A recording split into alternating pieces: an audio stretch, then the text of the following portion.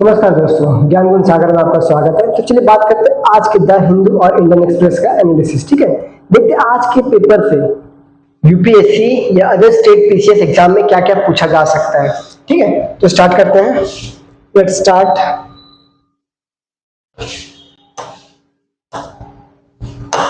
देखिए आज के इंपॉर्टेंट में US asked G7 countries to impose tariff on Russian oil buyers. देखते हैं रशियन ऑयल्स, ठीक है, कहाँ पे इसके ऑयल रिजर्व्स है। ठीक है, Russian oils.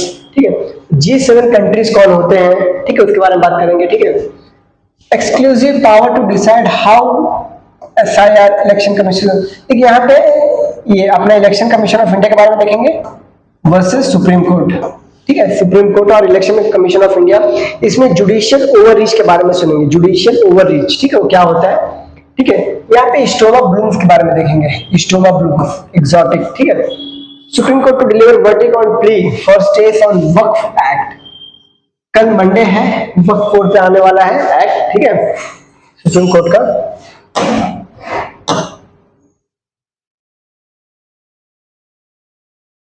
North is suffered heavily from vote bank politics, but is now growth engine PM। ठीक है, नॉर्थ ईस्ट के बारे में बात करेंगे। कंट्रीज नॉर्थ ईस्ट में कौन कौन से अपने कंट्रीज आते हैं, ठीक है, उसमें बात करेंगे। कौन से कंट्रीज का कितना कंट्रीब्यूशन है, मतलब कौन से स्टेट का, जो अपने नॉर्थ ईस्टर्न स्टेट है, तो उन स्टेट्स का किसमें कंट्रीब्यूशन आता है। ठीक है, टूरिज्म के पर्सपेक्टिव से, इकोनॉमिक पर्सपेक्टिव से, कल्चरल पर्सपेक्टिव से। ठीक है, ये देखेंगे। Modi calls for harmony in ethnic strife on Manipur. ठीक है, इसके बारे में बात करेंगे। 60% of India outward FDI goes to tax havens. जो इंडिया के एफडीआई है, देखिए एफडीआई दो तरह के होते हैं। एक इनवर्ड एफडीआई जो बाकी कंट्रीज इंडिया में इन्वेस्ट करते हैं, ठीक है, और एक होता है आउटवर्ड ये एफडीआई जहां पे इंडियन कंपनीज बाहर के देश में इन्वेस्ट करते हैं। ठीक है, तो देखेंगे कि कौन कौन से कंट्रीज टैक्स हेवंस हैं। ठीक है, ये हो गया। देखिए फ्लड की वजह से इंडिया में कितना नुकसान हुआ इस बार। फ्लड की वजह से इस बार जितने भी बारिश हुए हैं, बारिश के जहां जहां पे हुए हैं, उसमें क्या क्या नुकसान कराया है। ठीक है, पंजाब में क्या हुआ है, ठीक है, जो फ्लड की वजह से जो नुकसान हुआ है, वीट कल्टीवेशन या फिर राइस कल्टीवेशन, उसमें क्या नुकसान हुआ है, उसके बारे में देखेंगे। Ravi Ravi returns to Lahore. रावी नदी जो कि अपना जो सब सिंधु है, तो उसमें से रावी नदी के बारे में थोड़ा देखेंगे। ठीक है, next patient perception drive travellers antibiotic use in India. Antibiotics के बारे में बात करेंगे थोड़ा। ठीक है, और इसी में एंटी माइक्रोबियल रेसिस्टेंस के बारे में बात करेंगे। एंटी माइक्रोबियल रेसिस्टेंस के बारे में बात करेंगे। ठीक है, Arab Muslim leaders to meet in the Qatar. ठीक है, denounce Israel air strike. Israel ने कतर के दोहा, जो कैपिटल है कतर का, वहां पे एयर स्ट्राइक किया। ठीक है, मिसाइल से। ठीक है, US has G7 to impose tariff. ये वही वाला है, वही वाला आर्टिकल। ठीक है, UN overwhelmingly backs two-state solution to Israel-Palestine conflict। ठीक है, इसके बारे में देखेंगे। नॉर्थ कोरिया के बारे में बात करेंगे। किम जोंग का इरादा क्या है, उसके बारे में देखेंगे। और government table, how to help exporters not lose market share due to 50% tariff. ठीक है, इसके बारे में बात करेंगे। तो चलिए शुरू करते हैं फर्स्ट आर्टिकल के बारे में। US asked G7 to impose tariff on Russian oil buyers. अब देखिए रशियन बायर्स, रशियन ऑयल, लेकिन शुरुआत कहां से होता है इसका ये देखते हैं। रशियन ऑयल देखिए, जब 2022 के ये एंडिंग में, जो 2022 के नवंबर में जब रशिया ने यूक्रेन पे अटैक किया, ठीक है, रशिया ने यूक्रेन पे अटैक किया, तो all over the world, USA हो गया, यूरोपियन कंट्रीज हो गया, उन्होंने रशिया पे सैंक्शन लगा दिए। उन्होंने रशिया पे सैंक्शंस लगा दिए। ठीक है, क्या सैंक्शंस, कि वो स्विफ्ट का इस्तेमाल नहीं कर सकते हैं। स्विफ्ट ये इंटरनेशनल मॉनेटरी सिस्टम है। ठीक है, इंटरनेशनल मॉनेटरी सिस्टम में जो मनी ट्रेड होता है ना, ये उसके ऊपर है। ठीक है, तो इसका इस्तेमाल नहीं कर सकता। ठीक है, अब दूसरा कि इससे जो भी चीज परचेज करेंगे, जो भी कंट्रीज परचेज करेंगे, यूएसए उसके ऊपर काटसा लगा देगा। यूएसए उसके ऊपर काटसा का सैंक्शन लगा देगा। काटसा का सैंक्शन लगा देगा यूएसए उसके ऊपर। अलग अलग तरह से और भी सैंक्शन रशिया पे लगाने लगा। अब देखिए रशिया एक ऑयल रिच कंट्री है। ठीक है, रशिया एक ऑयल रिच कंट्री है, यहाँ पे भंडार है, ऑयल का भंडार है। ठीक है, ये देखिए ये है अपना पूरा रशिया, यहाँ पे अलग अलग जगह पे ऑयल के रिजर्व है। ठीक है, ऑयल के रिजर्व है। India is Russia is one of the largest, not the largest, one of the largest producer of crude oil, ठीक है, one of the largest producer of crude oil। तो सबने इसके ऊपर सैंक्शन लगा दिया रशिया के ऊपर। अब रशिया के पास इनकम कमाने का सोर्स है अपना तेल बेचना, ठीक है, ऑयल बेचना, वो भी डिस्काउंटेड प्राइस पे, डिस्काउंटेड प्राइस पे। आप देखिए डिस्काउंट में आपको कुछ भी मिलेगा, आप लेना ही चाहोगे, ठीक है। तो बाकी जो कंट्रीज है डिस्काउंट में, डिस्काउंटेड प्राइस में ये रशियन ऑयल खरीदने लगी, ठीक है। अब देखिए तो सबके ऊपर सैंक्शन लगने लगा, ठीक है। तो मोस्टली जो कंट्रीज थे चाइना और इंडिया, ये डिस्काउंटेड प्राइस पे रशियन ऑयल खरीदने लगे, ठीक है, डिस्काउंटेड प्राइस में। अभी इंडिया का ऑयल रिजर्व बहुत ज्यादा बढ़ गया है, ठीक है, और अभी इंडिया क्रूड ऑयल परचेज करके उसको रिफाइन करके all over the world export करता है। तो उसी पे यूएस बोल रहा है G7 कंट्रीज को to impose tariff on Russian oil buyers, ठीक है। और बहुत से कंट्रीज इंडिया से ये रिफाइनरी प्रोडक्ट खरीदते हैं ना, तो रशिया तो यूएसए बोलता है कि हम रिफाइनरी प्रोडक्ट से 50% का टैरिफ लगा रहे हैं, इंडिया से जो रिफाइनरी प्रोडक्ट्स आते हैं उससे 50% के टैरिफ लगाएंगे, ठीक है। अब देखिए G7 कंट्रीज कौन कौन से हैं, ठीक है, ये है G7 countries, G7 countries Germany, UK, France, Canada, US, Italy, Japan, ये है G7 कंट्री।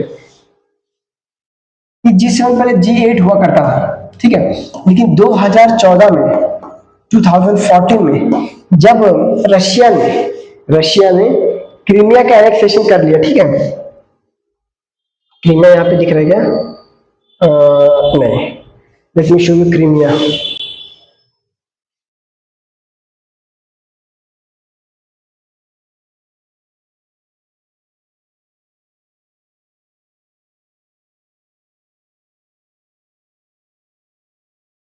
ये देखिए ये क्रीमिया है।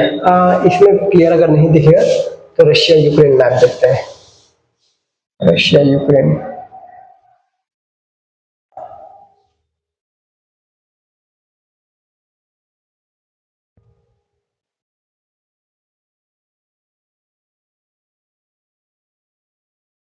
ये देखिए यहाँ पे क्लियर होगा अच्छे से, ठीक है। ये देखिए ये यूक्रेन है, अब ये है क्रीमिया, ये पहले यूक्रेन का पार्ट हुआ करता था, ठीक है। ये है क्रीमिया, ये है कर्स्ट्रेट, ये सी ऑफ एजोव है, सी ऑफ एजोव, ये है ब्लैक सी, ठीक है। अब यहाँ पे देखिए रशिया ने 2014 में क्या किया था, क्रीमिया को एनेक्स कर लिया था, ठीक है, क्रीमिया को कब्जा लिया था अपने बलबूतों पे, अपने जो बॉम्ब है या आर्सेनल है उसके दम पे क्रीमिया को कब्जा लिया था। इस वजह से G8 को हटा दिया गया, G8 में रशिया को निकाल दिया, फिर G7 इसका नाम पड़ गया। G20 को आप जानते होंगे 2023 में इंडिया के पास था इसका होस्टिंग का जो पावर था वो अपने इंडिया के पास था, ठीक है। इंडिया ने ऑल ओवर द वर्ल्ड के जो G20 मेंबर्स उनको हटाया, ये बुलाया था, Turkey, European union, Argentina, Brazil, south Korea, Mexico, China, Indonesia, Saudi Arabia, Australia, India तो मेंबर है ही, साउथ अफ्रीका, ये सब G20 के मेंबर्स है। G20 मेंबर्स ये सारे हैं, ये सारे G20 मेंबर्स है। G7 ये है, G8 पहले था लेकिन अब G8 नहीं है, ठीक है। This is the exact, see this is Russia, this is Siberia. Oil का रिजर्व है यहाँ पे लेस देन 2 मिलियन टन, यहाँ पे लेस देन 2, ये वाले रीजन सबसे ज्यादा है ऑयल का रिजर्व, ठीक है, रशिया में। यहाँ पे अपना उराल माउंटेन आता है, उराल माउंटेन्स, ठीक है, यहाँ पे अपना उराल माउंटेन्स आता है। रिच है, मतलब ऑयल रिजर्व के लिए बहुत ही माना जाता है, यहाँ पे बहुत ऑयल रिजर्व है, ठीक है। ये आर्कटिक ऑयल्स है, ये जो है ना ये आर्कटिक ऑयल्स है, यहाँ पे भी ऑयल का रिच रिजर्व माने जाते हैं, ठीक है। यहाँ पे इसका मुरमांस्क पोर्ट आता है, मुरमांस्क, यहाँ पे मुरमांस्क, ठीक है, ये आर्कटिक में पोर्ट है इसका। Next, Modi call for harmony in the ethnic strife tone Manipur. अब देखिए कल 13 सितंबर था, कल मोदी जी मणिपुर के विजिट में गए थे। जब से मणिपुर में वायलेंस हुआ है उसके बाद पहली बार मणिपुर विजिट किए हैं, ठीक है। अब यहाँ पे ये अलग अलग प्रोग्राम लॉन्च करने की बात कर रहे हैं चूरचंदपुर में, ठीक है। यहाँ पे अलग अलग देखिए, यहाँ पे total something around crore Imphal 2023 7,300 crore meeting inter, ये अपना प्रोजेक्ट लॉन्च करने की बात करें, 7,300 करोड़ का प्रोजेक्ट इम्फाल में अपने मणिपुर में लॉन्च करेंगे। समथिंग अराउंड 1000 लोग डिस्प्लेस्ड हो गए हैं, ठीक है, डिस्प्लेस्ड हो गए और डिस्प्लेस में ही रह रहे हैं। मणिपुर में डिस्प्लेस हो गए और डिस्प्लेस में ही रह रहे हैं। यहाँ पे बॉर्डर बफर जोन बनाया जा रहा है, यहाँ पे बफर जोन बनाया जा रहा है। कुकीज और मीटीज को आपस में मिलने के लिए यहाँ पे ये बफर जोन बनाया जा रहा है, ठीक है, यहाँ पे, ताकि ये दोनों फिर से ये ना लड़े, ठीक है। बफर जोन बनाया जा रहा है, ठीक, कैंप बनाए जा रहे हैं यहाँ पे, ठीक है। तो अभी देखिए डिस्प्ले तो यहीं पे वही अपना कंसर्न जता रहे हैं, ये अपना कंसर्न जता रहे हैं कि ये मणिपुर किस चीज से फेस कर रहा है, किस चीज से फेस कर रहा है, अनएम्प्लॉयमेंट से फेस कर रहा है, अनएम्प्लॉयमेंट, ठीक है, अनएम्प्लॉयमेंट फेस कर रहा है, ठीक है। अलग अलग चीज, प्राइस जो अपना इन्फ्लेशन होता है, इन्फ्लेशन फेस कर रहा है, ठीक है। अब देखिए मणिपुर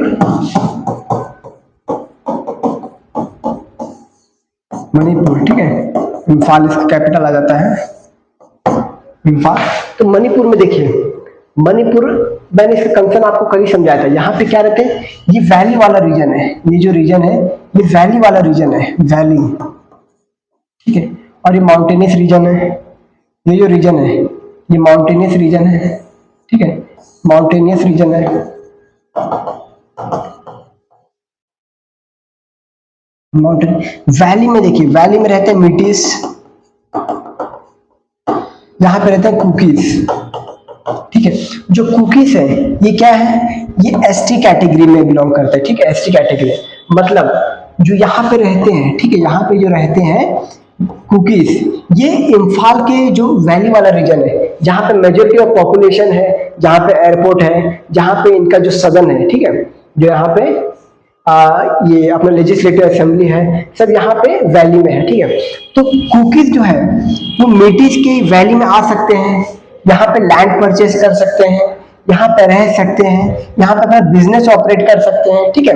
अब मीटीज ने बोला कि हमें भी एसटी का स्टेटस चाहिए, शेड्यूल ट्राइब का स्टेटस चाहिए, ताकि हम भी यहाँ पे जाके माउंटेनियस वाले रीजन पे जाके यहाँ पे ये लैंड परचेज कर सके, वहां के कल्चरल में ये एसिमिलेट हो सके। तो कुकीज भड़क गए, बोले हैं कि ये तो हमारे सोवरेनिटी पे खतरा है, अगर मीटीज हमारे ये जो पहाड़ों पे आएंगे वो तो फिर हमारा सोवरेनिटी खत्म कर देंगे, हमारा कल्चर खत्म कर देंगे, ठीक है। तो इसी में 2023 में फिर यहाँ पे बगधर होता है, ठीक है, मई 2023 में, ठीक है, मई 2023 में फिर कुकीज और मीटीज के बीच में झगड़ा हो जाता है, ठीक है, बड़ा वाला झगड़ा। तो तब से लेके अभी तक इनका जो झगड़ा है वो रिसॉल्व हुआ नहीं है, ठीक है। Okay, let's come to the next point, next news. Have exclusive power to decide how and when to hold SIR, Election Commission tell Supreme Court. देखिए सुप्रीम कोर्ट ने इलेक्शन कमीशन ऑफ इंडिया को बोला, देखिए पहले उन्होंने बोला कि जो आधार कार्ड है उसको ऐसा 12th लैंग्वेज, ऐसा 12th डॉक्यूमेंट लो, ठीक है। इलेक्शन कमीशन ऑफ इंडिया ने बोला चलो ठीक है, मान लिया बात। अब इलेक्शन कमीशन ऑफ इंडिया बोल रहे हैं कि जो एसआईआर है, स्पेशल इंटेंसिव रिवीजन, ठीक है, hold SIR, Election commission decide कि जो एसआईआर है ये प्रॉपर तरीके से लो। अब देखिए Supreme court election Commission of India को निर्देश दे रहा है कि आप ऐसे से काम करो। भाई इलेक्शन कमीशन ऑफ इंडिया को तो ऑलरेडी पता है कि उसको क्या करना है, ठीक है, ये उसका सोवरेनिटी है, ठीक है, कि ये मुझे क्या करना है, एक्सक्लूसिव ज्यूरिसडिक्शन है उसका कि जिस पे काम करना है इलेक्शन पहल के। देखिए आर्टिकल 324 पे आता है अपना इलेक्शन कमीशन ऑफ इंडिया, ठीक है। अभी इंडिया में प्रेसिडेंट, वाइस प्रेसिडेंट, ठीक है, vice president, president, Lok Sabha, Rajya Sabha और state legislative assembly, state legislative council, इनका जो इलेक्शन का ये है, ठीक है, इलेक्शन का प्रोसीजर जो भी है ये अपना इलेक्शन कमीशन ऑफ इंडिया देखती है, ठीक है, और ये बखूबी निभा रहे हैं, ठीक है। अब सुप्रीम कोर्ट बोल रहा है कि आप ऐसे ऐसे करो, तो ये हो गया judicial overreach. Judicial overreach, judicial overreach जब ये कोई भी, देखिए ये तीन है अपना जो डेमोक्रेसी है उसका तीन ये है भाग, एग्जीक्यूटिव, लेजिस्लेटिव और जुरिस्डिक्शन, जुडिशियरी, ठीक है, ये हो गया जुडिशियरी हो गया, ठीक है।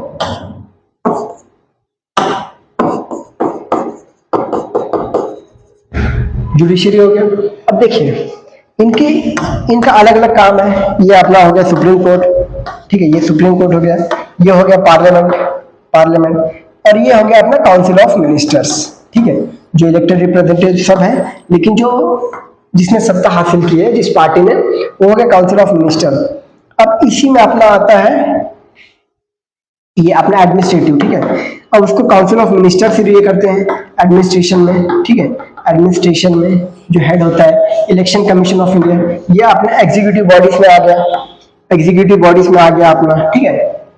अब यहाँ पे जुडिशरी इसको बोल रही कि ऐसे ऐसे काम करो, ये तीनों सोवर्जन है, एग्जीक्यूटिव, लेजिस्लेटिव, जुडिशरी, तीनों सोवर्जन है, तीनों अपने अपने दायरे में रह के काम करते हैं, लेकिन जुडिशरी बोल रहा है कि नहीं तुम ऐसा करो, तो ये हो गया जुडिशियल ओवररीच, ये हो गया जुडिशियल ओवररीच। अब देखिए जुडिशियल ओवररीच में क्या होता है बताओ, जब जो काम है एग्जीक्यूटिव का वो जुडिशरी बोल रहा है कि नहीं तुम ऐसे ऐसे करो, ठीक है, तुम ऐसे ऐसे करो, तो ये हो गया जुडिशियल ओवररीच। अब सुप्रीम कोर्ट ने कब कब जुडिशियल ओवररीच किया है, ठीक है, ये देखिए जो अपना जॉली एलएलबी मूवी था, जॉली एलएलबी 2, यहाँ पे सुप्रीम कोर्ट बोलता है कि ये ऐसे 4 सीन्स है उसको हटाओ। भाई ये काम तो अपना ये जो मूवी सर्टिफिकेशन बोर्ड है उसका काम है ना, जो मूवी सर्टिफिकेशन बोर्ड है जो मूवीज को सर्टिफाई करती है तो उसका काम है, ठीक है, वो एग्जीक्यूटिव के अंदर आता है, लेकिन सुप्रीम कोर्ट बोला नहीं ऐसा करो। अब नेक्स्ट सुप्रीम कोर्ट ने बोला कि हाईवे में 500 मीटर के दायरे में, 500 मीटर के दायरे में कोई भी लिक्कर का शॉप नहीं होना चाहिए, लिक्कर शॉप नहीं होना चाहिए। अब ये तो अपना एग्जीक्यूटिव डिसाइड करेगी ना, ये एग्जीक्यूटिव डिसाइड करेगी कि वहां पे होना चाहिए कि नहीं होना चाहिए, लॉ एंड ऑर्डर कैसे करना है। नेक्स्ट NJAC, ठीक है, इसको सुप्रीम कोर्ट ने ये क्वाश कर दिया, ठीक है, क्वाश कर दिया, मतलब उसको नल एंड वॉइड ये डिक्लेयर कर दिया, नल एंड वॉइड, ठीक है। क्यों? ये बोल रहे थे कि जो एग्जीक्यूटिव है वो जजेस के अपॉइंटमेंट में दखल नहीं दे सकती, ठीक है। तब देखिए जब अपनी बारी आई तब एनजेएसी को हटा दिया, नल एंड वॉइड कर दिया, लेकिन यहाँ पे जो जुडिशियल ओवररीच करते हो जुडिशरी, वहां पे ये बोलते नहीं ठीक है। तो यहीं पे यही बता रहे हैं, तो इलेक्शन कमीशन ऑफ इंडिया बता रहे हैं कि हमारा एक्सक्लूसिव पावर है कि कब और कहां कराना है SIR, स्पेशल इंटेंसिव रिवीजन, जो बिहार में, ठीक है। तो ये बोलता है आप इंटरफेयर मत करो, हमारा काम है, हम अच्छे से कर लेंगे, तो इसी को जुडिशियल ओवररीच बोलते हैं। इसे क्या बोलते हैं? जुडिशियल ओवररीच, ठीक है, जुडिशियल ओवररीच। और ये सुप्रीम कोर्ट के केसेस है। Next, Kerala government revises amoebic infection numbers amid row, ठीक है, ये पान वाला कभी भी एग्जाम में आ सकता है, ठीक है। प्राइमरी अमीबिक मेनिंजो एंसेफेलिटिस, ठीक है, प्राइमरी अमीबिक मेनिंजो एंसेफेलिटिस। अब ये वाला न्यूज में है क्योंकि अभी तक इसने समथिंग अराउंड 10 लोगों का जान ले चुका है ये वाला, और ये तेजी से फैल रहा है क्योंकि इसका मोर्टेलिटी रेट 95% है, इसका मोर्टेलिटी रेट 95% है, ठीक है, इसका मोर्टेलिटी रेट 95% है इसका। अभी देखिए ये इन्फेक्ट कैसे करता है। अब देखिए ये एक तरह से वायरस है, सिस्ट, ठीक है, actually not virus, flowery bacteria है, ठीक है। अमीबिक बैक्टीरिया, ठीक है, ये बैक्टीरिया है।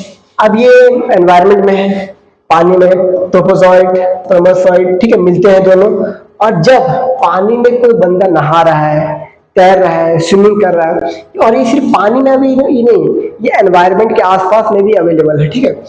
Water related activity such as swimming, soaking, hot springs, using contaminated hot tap water can result in the water going to nose. अब ये पानी अगर नाक में चला जाए, आप अगर नदी नाले में नहा रहे हो, स्पेशली केरला में देखा गया, नदी नाले में नहा रहे हो, तो ये वाला जो बीमारी है क्या है, पैम, प्राइमरी अमीबिक मेनिंजोएन्सेफेलाइटिस, ठीक है, ये आपके नाक में चले जाएगी। और इसका देखिए जो बैक्टीरिया है ना, नेग्लेरिया फ्लोरी नाम है इसका, फॉलोरी, नेग्लेरिया फ्लोरी। अब ये आपके नौसे में, ये अमीबिक पेनिट्रेट टू नसल म्यूकोसा, मतलब जो आपका जो हार्ट वगैरह है, जो तो यहाँ पे चला जाता है, ठीक है। Amoeba migrate from to the brain, ये फिर ब्रेन में चला जाता है और फिर वहां से डिसीज फैलाना शुरू करता है। फिर आपको सिर दर्द होगा, ठीक है, ये सर्दी, खांसी, जुकाम, ये सब होगा आपको फिर। और इसका मोर्टेलिटी रेट 95% है, मतलब मरने का चांस 95% है, ठीक है, ये है। और अभी तक इसका एंटीडोट अभी तक आया नहीं है, ठीक। Next, north east suffered heavily from vote bank politics but is now a growth engine, PM, ठीक है। अभी देखिए ये अपना नॉर्थ ईस्ट स्टेट है, नॉर्थ ईस्ट स्टेट, ठीक है। नॉर्थ ईस्ट में कौन कौन से आते हैं अपने स्टेट,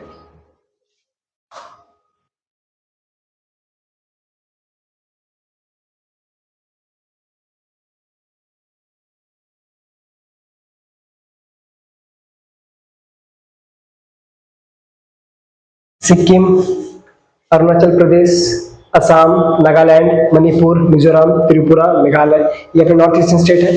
अब यहाँ पे जो ऐजवाल है, यहाँ पे फर्स्ट टाइम अभी आजादी के बाद से लेके अभी तक फर्स्ट टाइम यहाँ पे डायरेक्ट रेल कनेक्टिविटी आया है, डायरेक्ट अभी यहाँ पे डायरेक्ट रेल कनेक्टिविटी आया है अभी, ये देखिए उसी का सेलिब्रेशन है फर्स्ट टाइम। ये देखिए यहाँ पे आपको दिख रहा है, ये है मिजोरम, ये देखिए यहाँ पे आपको ये कनेक्टिविटी नहीं दिख रहा होगा, नो कनेक्टिविटी ऑफ रेल, यहाँ पे कोई कनेक्टिविटी रेल का नहीं, फर्स्ट टाइम आया है। तो यहीं पे देखिए, तो और इसका नाम क्या दिया गया है, इसका नाम दिया गया है बैरांगी सरांगी, सरांगी बैरंगी, कहाँ पे, Sairang, Sairang, Sairang railway station, first time यहाँ पे मिजोरम में। ये किसी गवर्नमेंट एग्जाम में पूछा जा सकता है कि कौन सा ऐसा स्टेट है इंडिया में जिसमें अभी first time direct rail connectivity आया है, तो ये मिजोरम है, ठीक है, मिजोरम। इसका कैपिटल ऐजवाल है, ठीक है।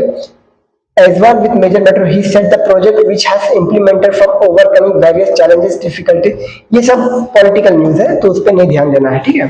तो ये अब ये देखिए नॉर्थ ईस्टर्न में कनेक्टिविटी बढ़ रहा है। अब देखिए north east one of the hub of tribal population, north eastern जो स्टेट है यहाँ पे बहुत ट्राइबल पॉपुलेशन बहुत ज्यादा है। यहाँ पे आपको मिल जाएंगे गैरो, जयंतिया, खासी, मिश्मी, मिरी, एबोर, डाफला, ये सब ट्राइब्स है। डाफला हो गया, एबोर हो गया, ट्राइब्स है, नागा ट्राइब्स हो गए, ठीक है, ये सब यहाँ पे ट्राइब्स है। नॉर्थ ईस्ट है पूरा ट्राइबल से भरा हुआ एरिया है, ठीक है, ट्राइबल से भरा हुआ। और वो अपने ग्रोथ में कैसे काम कर सकते हैं, वो इंडिजिनियस नॉलेज को, इंडिजिनस और ट्रेडिशनल नॉलेज को, कि यहाँ पे देखिए बता रहे हैं ना growth engine, indigenous traditional knowledge को, इंडिजिनियस ट्रेडिशनल नॉलेज को, ट्रेडिशनल नॉलेज को बढ़ा के ये कर सकते हैं, ठीक है। ये टूरिज्म पे भी अच्छा ये कर सकते हैं, क्योंकि देखिए आजकल लोगों को मतलब मोस्ट ऑफ वर्ल्ड के लोग चाहते हैं कि ट्राइबल लैंड विजिट करें, ठीक है, वहाँ के कल्चर देखें, वहाँ के ट्रेडिशंस देखें, ये टूरिज्म में कर सकता है। वहाँ पे जो ट्रेडिशंस है उनके, ठीक है, ट्रेडिशंस, कल्चर, ठीक है, ये सब देखने के लिए आजकल लोग बहुत उत्सुक हैं। तो नॉर्थ ईस्ट जो अपना है ये टूरिज्म प्रमोट करने के लिए बहुत काम आ सकता है, ठीक है। Next, exotic stoma blooms in Odisha with National Botanical Research Institute, National Botanical Research Institute ने इसको उगाया है, ठीक है। अब ये कहाँ का है, ये मैक्सिको का प्लांट है, मैक्सिको का प्लांट है, मैक्सिको का प्लांट है, ठीक है। This is grown in highly in Mexico, industrial research exotic plant Mexico and America, ठीक है। मैक्सिको, आपने सुना होगा कि व्हाट इज दिस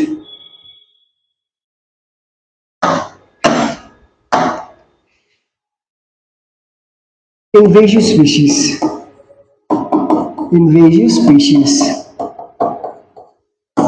ठीक है। तो इन्वेजिव स्पीशीज में क्या आता है, कोई ऐसा प्लांट, ऐसा एनिमल जो कि वहां का नेटिव नहीं है। फॉर एग्जाम्पल जो होता है ना, लेंटाना कैमरा हो गया, लेंटाना कैमरा, ठीक है,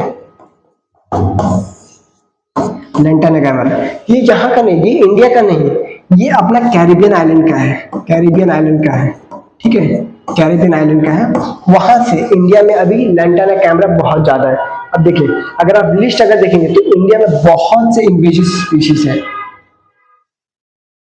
इन्वेजिव स्पीशीज प्लांट। हालांकि इसमें एनिमल्स भी आते हैं, जैसे बहुत सारे इन्वेजिव फिश आते हैं, इन्वेजिव फिश, ठीक है। ये सब देखिए, ये सब सॉर्टेड बाय अल्फाबेटिकल ऑर्डर देखें, Asiatic bitter sweet, barberry, black swallowwort, bush honeysuckle, ठीक है। ये सब इन्वेजिव स्पीशीज है, मतलब ये सब इंडिया में नहीं पाए जाते हैं, लेकिन इंडिया में इनको प्लांट किया गया है, इंडिया में इनको प्लांट किया गया है। देखिए, ये सब इंडिया में नहीं पाए थे, लेकिन इंडिया में इनको प्लांट किया गया है, ठीक है। इन्वेजिव प्लांट्स ऑफ इंडिया, ठीक है। ये देखिए कितने सारे इन्वेजिव प्लांट्स हैं इंडिया में, भारत में। सीबकथॉन नॉन नेटिव इन्वेजिव, ठीक है। ये अलग अलग इन्वेजिव प्लांट्स आ गए, वाटर हियासिंथ, कोरोलर, air potato, carrier weed, sorry kaiser weed, ये सब चाइनीज टॉलो, ये सब इन्वेजिव स्पीशीज है। अब देखिए इन्वेजिव स्पीशीज काम क्या करता है, इन्वेजिव स्पीशीज जो नेटिव स्पीशीज रहता है ना, कि देखिए आप इन्वेजिव स्पीशीज का एक चीज खास देखेंगे कि ये बहुत जल्दी फैलता है। आपने लेंटाना कैमरा सुना होगा, जिसको लोकल लैंग्वेज में झारखंड में पुटूस बोला जाता है, पुटूस बोला जाता है। तो पुटूस जो है, लेंटाना कैमरा, ठीक है, ये बहुत तेजी से फैलेगा, मतलब ये आसपास जो दूसरे नेटिव जो प्लांट्स हैं उनको ये सबसाइड कर देगा, ठीक है, उनको सबड्यू कर देगा और खुद उनकी जगह बढ़ जाएगा, ठीक है। तो ये नेटिव स्पीशीज को डैमेज करते हैं, उनको बढ़ने नहीं देते हैं, और इनका ग्रोथ रेट बहुत ज्यादा रहता है, ग्रोथ बहुत ज्यादा हाई रहता है, ठीक है। ये बहुत जल्दी बढ़ते हैं, ओके। ये invasive species. Despite law strength of disabled union government staff not rising. देखिए अभी रिसेंटली द हिंदू ने एक डेटा, आरबीआई का डेटा है, उसको रीड किया, ठीक है, उसको एनालाइज किया। उसमें दिखाया ये है कि देखिए जितने भी डिसेबल्ड कैटेगरी के लोग हैं, ठीक है, उनको बताया जा रहा है, उनके लिए रिजर्वेशन दिया गया है, उनको रिजर्वेशन 4% दिया गया है, लेकिन फिर भी उनका रिप्रेजेंटेशन बहुत कम है, रिप्रेजेंटेशन बहुत कम है, उनका रिप्रेजेंटेशन बहुत कम है। फॉर एग्जांपल यहाँ पे अगर 100 कर्मचारी है, इनको 4% का रिजर्व, मतलब 4 कोई तो चाहिए, कोई डिसेबल है, लेकिन वो 4 में से सिर्फ एक ही है जो पोस्ट है, बाकी 99 भरे, लेकिन उस पोस्ट पे या अपने नॉर्मल बंदे बैठे हुए हैं, ठीक है। तो यहाँ पे वही बताया गया कि देखिए despite the low increasing reservation from 3 to 4%, तो Supreme Court Friday express concern that such person who qualify non merit are being recruited to reserve post only, denying the seats to lower scoring candidate in the category। ये सब बताया कि देखिए जो अपना PW रहते हैं, फिजिकली डिसेबल्ड रहते हैं, तो वो लोग एक कम स्कोर करते हैं, मतलब ये उनके लिए जो मार्जिन रखा जाता है किसी भी एग्जाम को पास करने का, वो लो रखा जाता है, ठीक है। ये जायज भी है, उनके लिए लो रहना भी चाहिए, लेकिन उसके बावजूद भी जो उनका जगह है वो फुलफिल नहीं होता, उनको जॉब प्रोवाइड नहीं किया जाता। ये यहाँ पे बताया गया है, incomplete data. However the data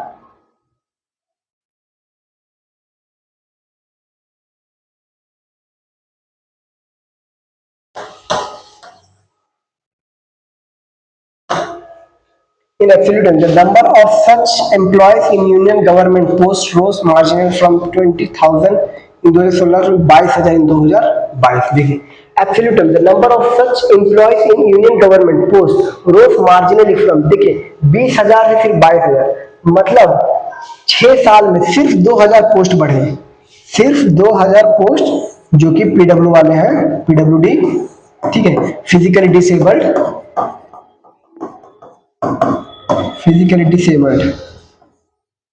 उनका पोस्ट नहीं बढ़ रहा, उनको जॉब नहीं मिल रही, यहाँ पे वही बताया जा रहा है।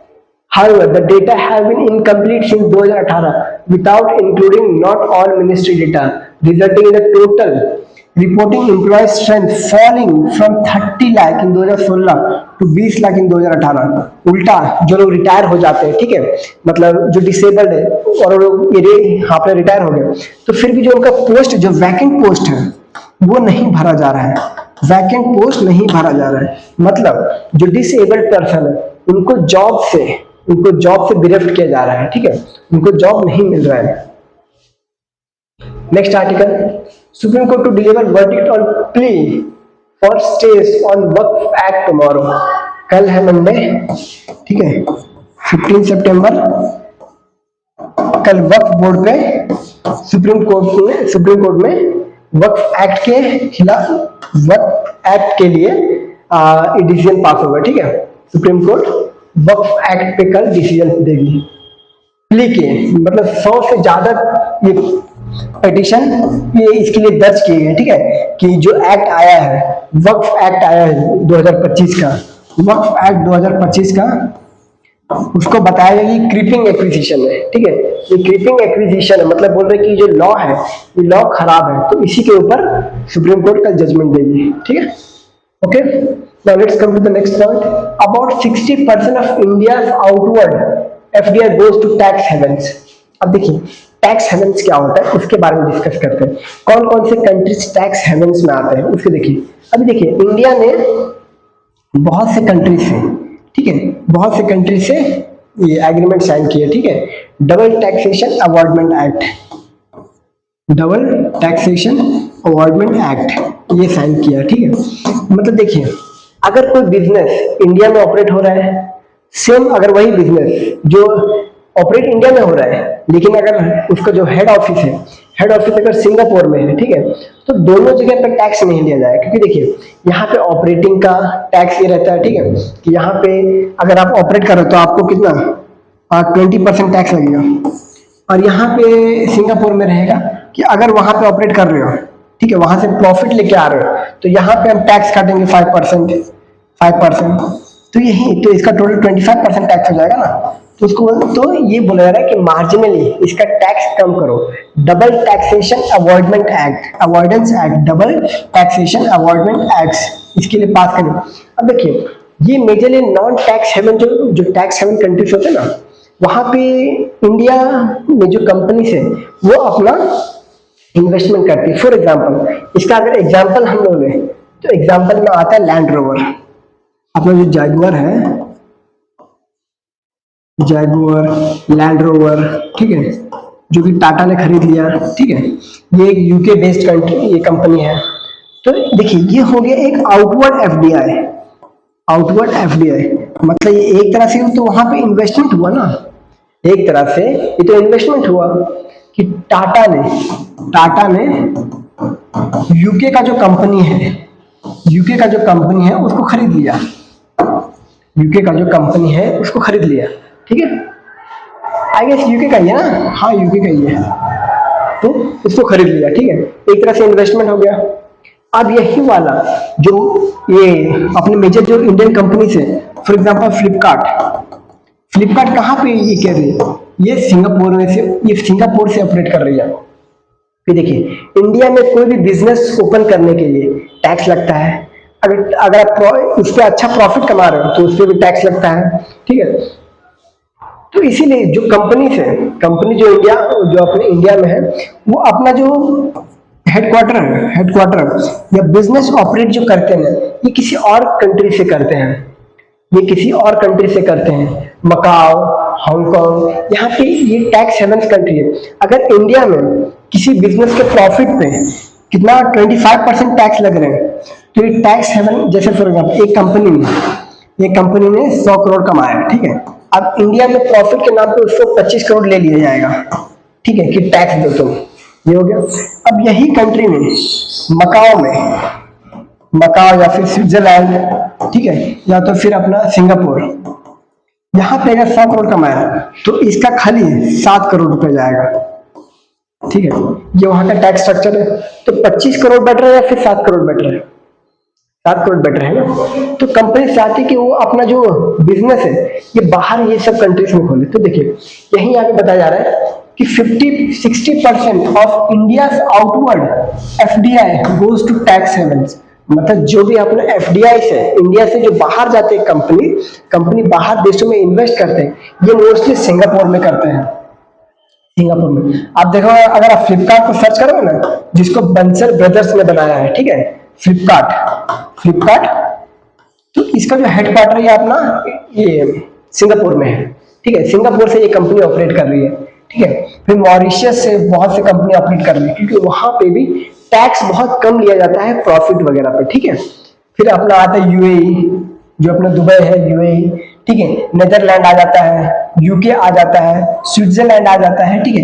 ये सब कंट्रीज में जा रहा है एफडीआई। क्यों? क्योंकि ये टैक्स हेवन कंट्रीज है, ठीक है। वेबल Luthara, tax partner at the I India to explain that RBI, थोड़ा इसको बड़ा कर लेते हैं।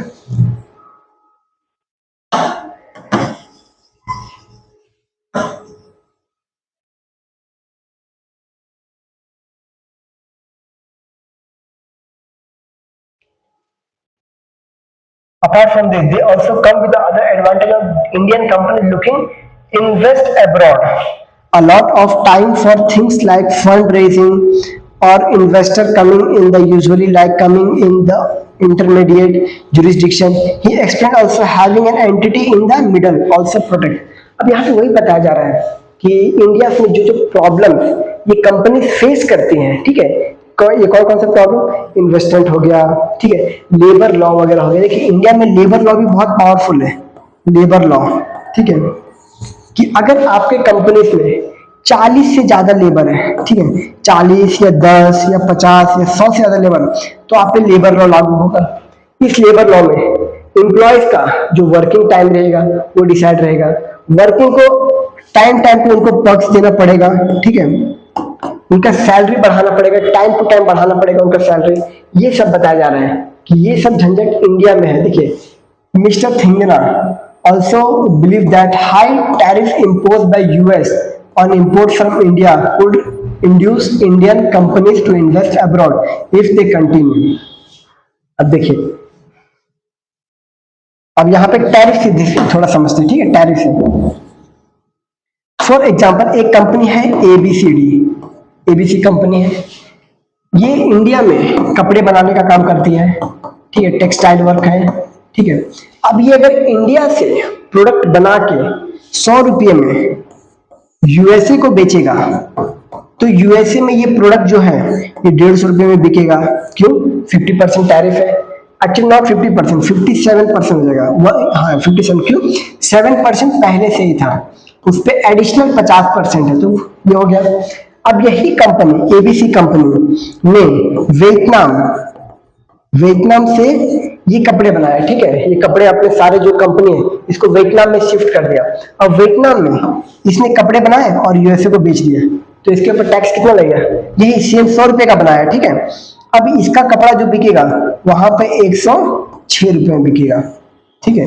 कपड़े का क्वालिटी, कपड़े का डिजाइन सब सेम है, ठीक है, इवन कंपनी भी सेम है, लेकिन ये वियतनाम से आया है, तो पब्लिक इसको प्रेफर करेगा या इसको प्रेफर करेगा? तो 157 वाले का मार्केट गिर जाएगा। क्यों? इसको कोई नहीं खरीदेगा। सेम क्वालिटी का, सेम डिजाइन का, सेम कंपनी का कपड़ा आपको 106 रुपए मिल रहा है, तो आप 157 रुपीज वाला क्यों खरीदोगे? डायरेक्ट 51 रुपए का लॉस आप क्यों झेलोगे?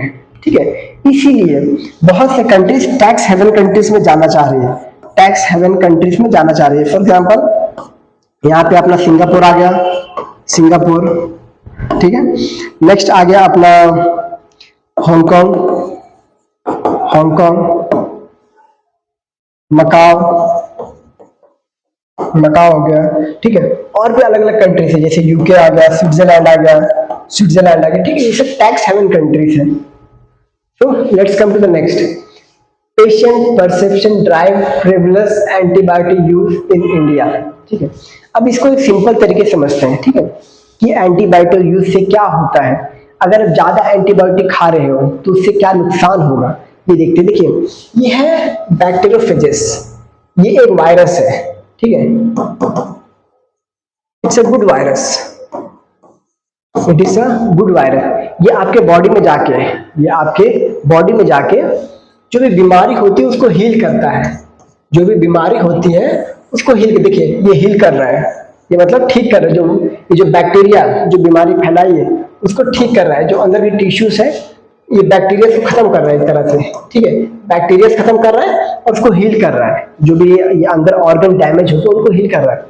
अब यहाँ पे ये बताया गया है कि अगर आप एंटीबायोटिक बहुत ज्यादा लोगे, एंटीबायोटिक बहुत ज्यादा खाओगे, ठीक है, मतलब कोई भी दवाई आपने डॉक्टर का ये नहीं लिया, ठीक है, डॉक्टर को कंसल्ट नहीं किया और डायरेक्ट जाके कोई दवाई ले लिया, ठीक है, डायरेक्ट जाके कोई दवाई ले लिया, रैंडमली खा लिया, अब उससे क्या हो, जो बैक्टीरिया होते हैं ये और पावरफुल होते हैं, क्योंकि इनको पता चल जाता है कि ये दवाई खाने से मैं कमजोर हो रहा हूँ तो मैं उसके खिलाफ एंटीबायोटिक करता हूँ, मैं ताकतवर हो जाऊंगा, ये ताकतवर हो जाएगी, फिर जब बैक्टीरियोफेजेस या अलग तरह से आप कोई दवाई खाओगे ना तो इसके ऊपर असर नहीं पड़ेगा।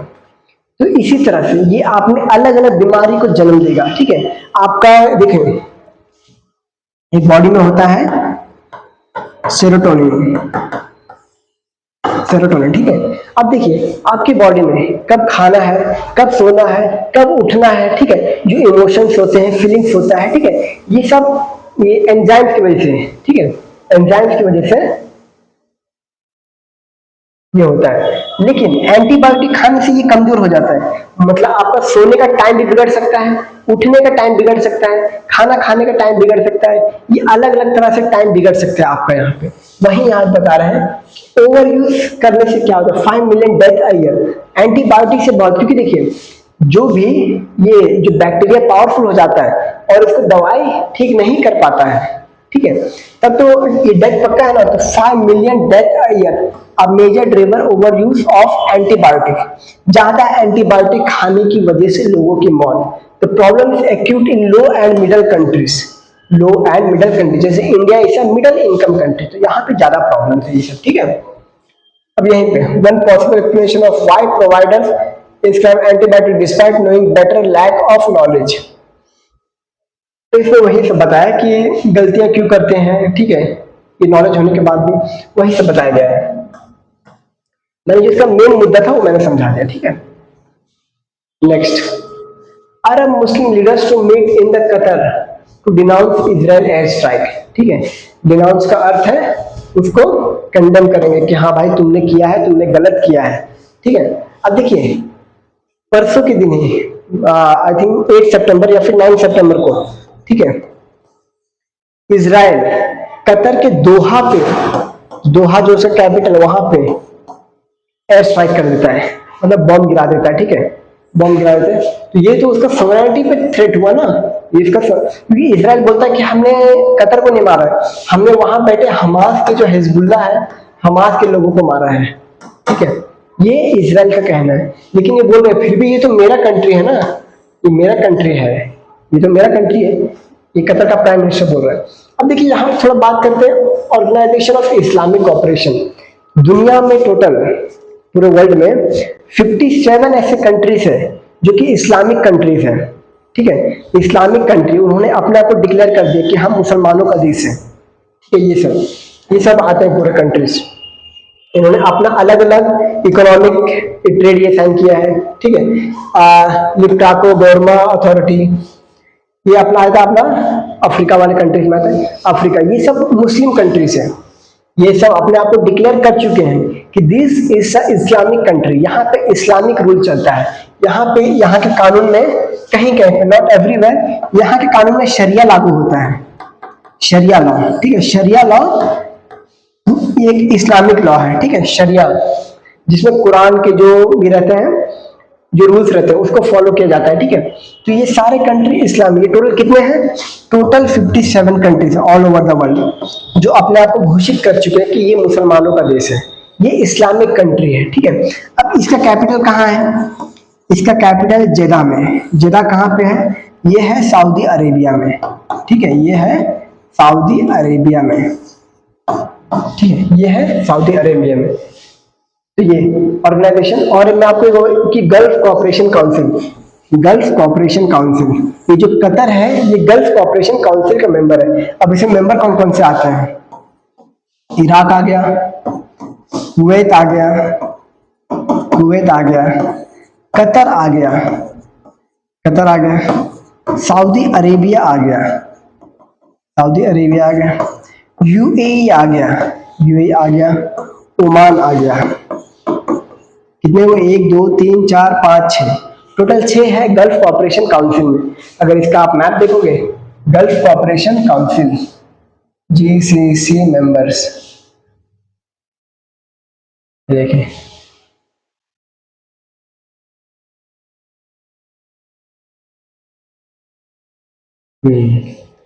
सॉरी माय मिस्टेक, इराक नहीं है, यहाँ पे बहरीन आएगा, बहरीन।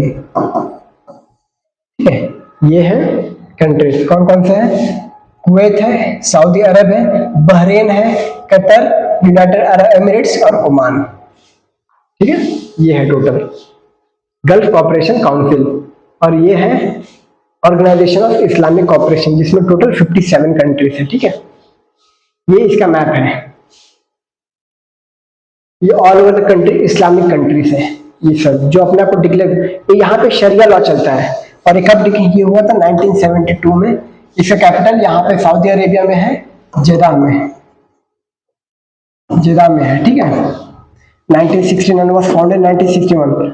इस्लामिक कॉपरेशन 57 मेंबर है, फाउंडिंग मेंबर 30 थे, बाद में इसमें ऐड हुए। और इसमें अलग अलग बॉडीज है कि कौन कौन सा जो कंट्रीज है वो काउंसिल ऑफ फॉरेन मिनिस्टर्स रहेंगे, जनरल सेक्रेटरी भी इसमें बॉडी है।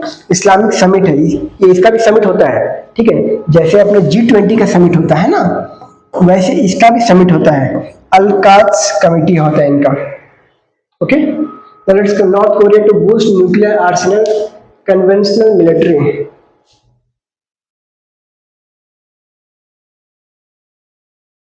यहाँ पे एक सिप्री का रिपोर्ट आता है। ठीक है, एक सिप्री का रिपोर्ट आता है, स्टॉकहोम। ठीक है, अब यहाँ पे बताता है कि कौन सी कंट्री के पास या कौन से नेशन के पास सबसे ज्यादा न्यूक्लियर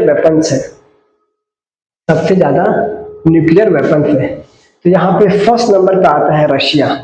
हालांकि ये वाला जो 4300 ये जो लिखा हुआ ना, ये डिप्लॉयड बता रहा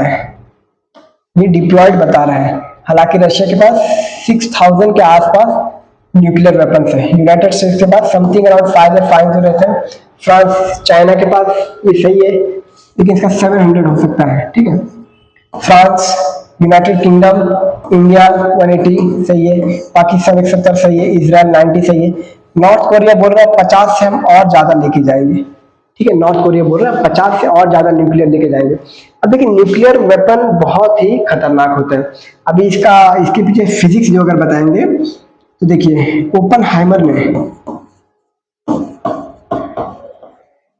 प्रोफेसर ओपनहाइमर ने एटम बॉम्ब का डिस्कवर किया था। कौन सा प्रोजेक्ट के तहत? Manhattan project. ठीक है, मैनहट्टन प्रोजेक्ट। अब इन्होंने फर्स्ट जो एक्सपेरिमेंट किया, एक्सपेरिमेंट के बाद जो फर्स्ट न्यूक्लियर जो हुआ ये अपने हिरोशिमा में हुआ, हिरोशिमा नागासाकी, जो कि अपना वर्ल्ड वॉर 2 के टाइम पे हुआ। ठीक है, और अभी सोचिए कितना डिस्ट्रक्टिव था ये वेपन, और अभी सब कंट्रीज के पास इतने सारे वेपन्स हैं। ठीक है, okay, let's come to the next. On government table, how to help exporters not lose market share due to 50% US tariff। ठीक है, अभी बता रहे तरीका कि क्या ऑप्शंस हो सकता है। ऑप्शन यही हो सकता है कि सब्सिडी देना पड़ेगा, सब्सिडीज देना पड़ेगा प्रोडक्शन के लिए, सब्सिडीज देना पड़ेगा। ठीक है, सब्सिडीज, कोलैटरल फ्री लोन देना पड़ेगा, कोलैटरल फ्री लोन देना पड़ेगा। ठीक है, क्रेडिट गारंटी देना पड़ेगा, क्रेडिट गारंटी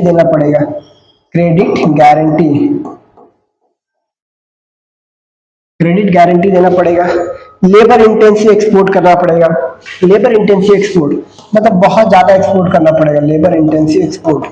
कि जो लेबर के थ्रू बनाए गए हों, ठीक है, क्योंकि India is a hub of cheap labour का हब है, ठीक है। Exporter also want government support in facility access to big countries both like public and railway private like Reliance retail और आदित्य बिरला, ठीक है। ये बोल रहे कि ऐसे ऐसे मतलब अगर देखिए जो 50% टैरिफ है जो लगाया है, अगर उससे थोड़ा ऊपर उठ के काम करना है तो ये सब काम करना पड़ेगा। जो इंडियन मैन्युफैक्चरर्स हैं, इंडियन मैन्युफैक्चरर कपड़े का हो, जेम्स एंड ज्वेलरी का हो, उनको लोन देना पड़ेगा, उनको फैसिलिटेट करना पड़ेगा, ठीक है। अब देखिए the world biggest exporter of clothes, textile में देखिए, क्योंकि अभी मेजरली जो 50% का जो टैरिफ लगा ना, वो टेक्सटाइल मार्केट को बहुत ज्यादा ये हर्ट कर रहा है, क्योंकि इंडिया 16वें नंबर पर ये बिलियन डॉलर्स में एक्सपोर्ट करता है क्लोथ्स, ठीक है, यूएसए को, ठीक है। अब इसमें से जो 16 ये बिलियन डॉलर्स है ना, इसमें का 14 बिलियन यूएसए को ही करता है, 14 बिलियन यूएसए को ही करता है। अब देखिए बांग्लादेश भी नंबर 1 ये नंबर 3 पे, मतलब 34 बिलियन का एक्सपोर्ट करता है। कैसे? आपने कॉन्सेप्ट सुना होगा मिसिंग विमेन का, मिसिंग विमेन। यहाँ पे क्या है ना, यहाँ पे जो ये टेक्सटाइल हब बन चुका है बांग्लादेश, समझे, टेक्सटाइल हब। कैसे? वहां पे विमेन्स भी लार्ज स्केल पे टेक्सटाइल इंडस्ट्रीज पे काम कर रही है, टेक्सटाइल इंडस्ट्रीज पे काम कर रही विमेन्स भी। बांग्लादेश से बहुत से ऐसे प्रोडक्ट्स हैं जो अगर आप कोई जीन्स अगर पहने हो तो मेजोरिटी ये पॉसिबिलिटी कि वो बांग्लादेश में बना हुआ है, ठीक है। हालांकि कंपनी देखिए, कंपनी भले लुइस हो सकती है, ठीक है, कंपनी भले अपना लुइस हो सकती है, लेकिन वो जो बनता है ना ये बांग्लादेश में बना होगा, ठीक है। मेजोरिटी यहाँ ये है कि ये बांग्लादेश में बना है, चांसेस है कि बांग्लादेश में बना है वो, ठीक है। ओके, नेक्स्ट न्यूज ये है कि एक संभव फोन है, फोन सिस्टम, ठीक है, संभव फोन सिस्टम जो कि अभी अपना जो मिलिट्रीज है ये यूज करने वाली है, क्योंकि देखिए आप कोई भी मोबाइल यूज कर रहे हो, उसमें अपना जीपीएस लोकेशन वगैरह है, ठीक है। अगर आपका मोबाइल ऑन है और आप एक सेना हो तो हो सकता है दुश्मन आपको टारगेट कर सकते हैं, ठीक है। तो ये जो संभव मोबाइल है ना, संभव मोबाइल ये हाईली सिक्योर्ड मोबाइल है, ठीक है।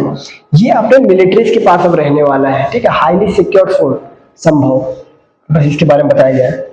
नेक्स्ट, एक्सरसाइज सियोम प्रहार, ये अपने आर्मी द्वारा कंडक्ट किया गया है, आर्मी कहाँ पे? अरुणाचल प्रदेश में, ठीक है। ये न्यूज में था इसलिए बता दिए, ठीक है।